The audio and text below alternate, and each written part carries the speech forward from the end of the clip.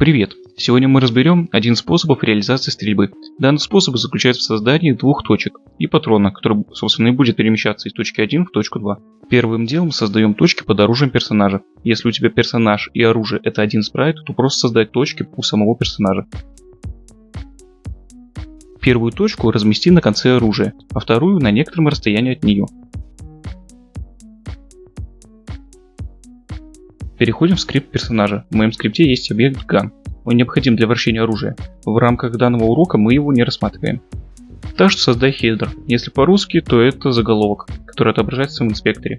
Затем переменную bullet. Это и будет наш патрон. И две переменные для перезарядки, чтобы персонаж стрелял с определенным промежутком.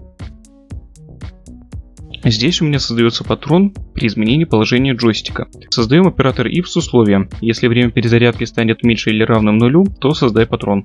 А также верни время перезарядки к значению, указанному нами. Иначе уменьшай время перезарядки через time delta time. Теперь переходим обратно на сцену, где и создаем патрон. Перетащим спрайт патрона на сцену и изменим его размер на более-менее подходящий. Теперь перетащим наш патрон в папку prefabs. Если ее нет, то создай, нажав правой клавишей мыши на папку Asset, выбрав Create, а затем и Folder.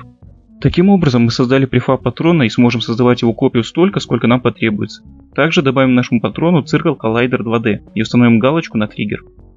Создаем новый скрипт Bullet и добавляем его в наш патрон.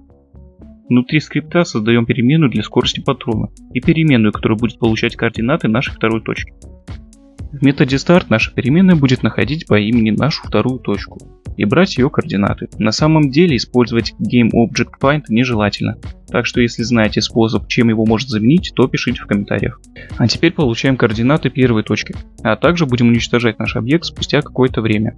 В дальнейшем можно будет доработать код и сделать так, что в момент, когда патрон долетит до второй точки, то он уничтожится. И теперь в методе update меняем положение патрона ко второй точке с указанной нами скоростью.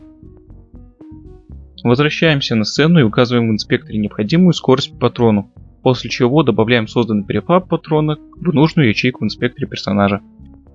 А также устанавливаем время появления патрона. Все, запускаем и наслаждаемся проделанной работой.